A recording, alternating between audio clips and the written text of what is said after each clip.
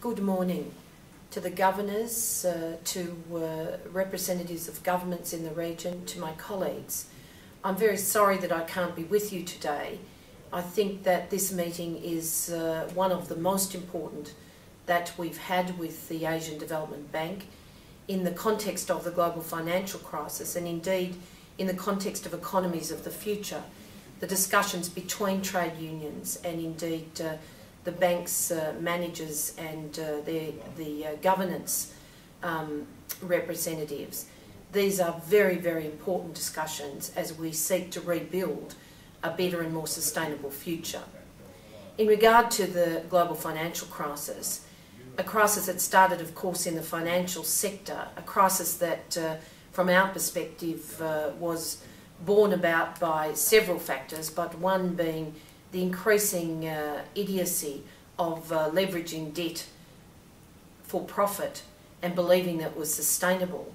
The second, of course, not to realise that if you were growing unequal within and across societies, that the vulnerabilities this would create would ultimately cause an imbalance in the global financial outlook and indeed in its management.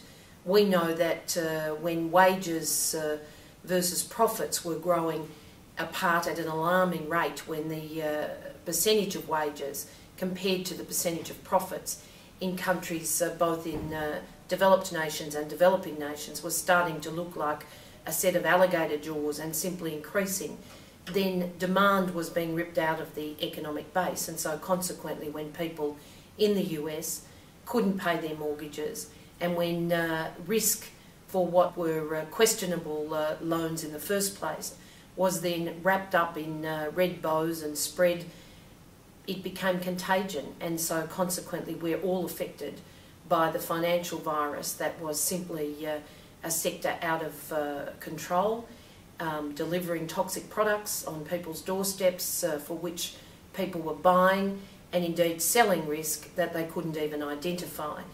The victims of this, of course, are working people. They're the people in abject poverty, and in our region we know that unemployment is growing at an alarming rate. We know that globally at least 50 million people will lose their jobs over the course of the coming year. That could well prove to be conservative, and the bulk of those people may well be in our region. We know that in the Asia Pacific region, the ADB itself actually projects that 100 million more people will be forced into abject poverty. That's a crying shame when we were starting to become much more optimistic. But the warning signs were there. The OECD report on growing unequal demonstrated what was happening both within and across nations. And of course in 2005 the UN itself recognised that the trickle-down theory or the Washington Consensus wasn't delivering, and that we needed a new set of principles for development if we were to build a fair globalisation, then based on achieving the MDGs, that globalisation had to guarantee full employment and decent work for sustainability. We also, of course, have the crunch of climate urgency, and no region will suffer worse than the Asia Pacific region, my own continent, but equally those people in their tens of millions living less than a metre above sea level in many of our neighbouring countries. We know that we have to combine this double crunch of the solutions for the global financial crisis and indeed the transition to a low carbon future as urgent now for recovery and indeed for building a better future. The IFIs, in particular the Asian Development Bank in our region, have a major role to play in both these challenges. We want to see new global governance and of course new transparent regulation that stakeholders are involved in and indeed can touch the transparency of with confidence.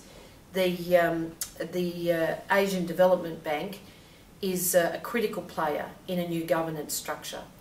It will have a major role in making sure that they continue monitoring the financial crisis, the effect of the financial crisis, and be prepared to call for further stimulus or an integrated recovery package that includes the poorest of nations leading up to the G20 scheduled for New York in just a few months' time, if that's necessary. We do note the Asian Development Bank's indications that they think the financial sector is stabilising in the region. That's good news, but now we need to rebuild a real economy, and that means jobs.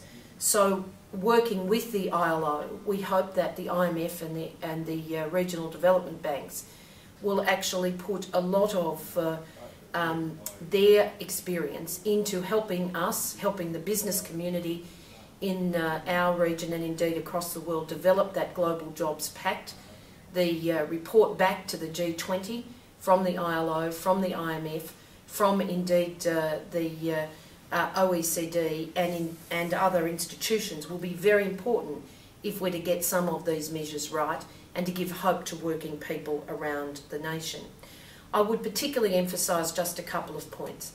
As well as monitoring and early warning signs, we need the IFIs to work with us to try to mitigate against wage deflation. To see wages fall is not the answer.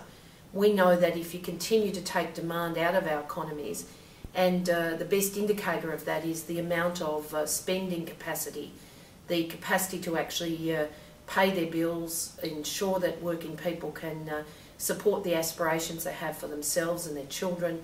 That's the best indicator of a robust and sustainable economy.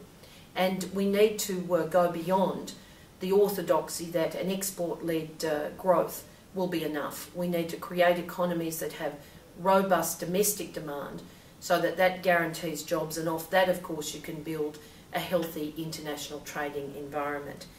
We do know that vulnerable countries need policy space. It is very hypocritical, on the one hand, for the richer nations like my own to be advocating counter-cyclical measures, to be injecting liquidity into the economy, to be helping to create demand and protect jobs wherever possible, to put in place more robust elements of a social safety net.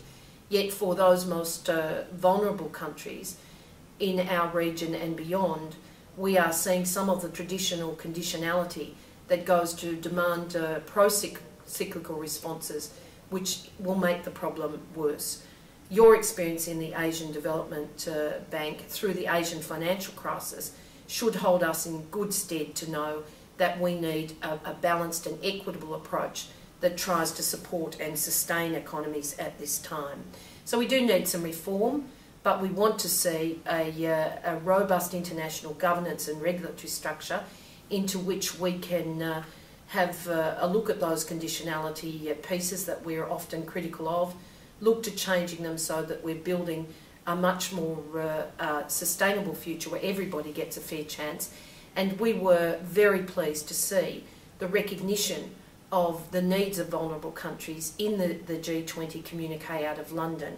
Now we need to build on that to make sure that we can put the sort of policies in place that mean that this can never happen again. It can never be business as usual. And in that spirit, the unions stand ready to assist to rebuild our economies, to look at the sorts of policies, the sorts of structures that narrow the decent work deficits in our region, give people the hope, the aspiration, the capacity to build their own assets, their own financial base. That is so essential if we're to see our economies survive and indeed be rebuilt in a way that gives people much greater hope that we'll be a fairer society, that a just globalisation is absolutely possible. The ADB is critical, as I said. We stand ready to work with you, and once again, I'm very sorry that I cannot be with you today.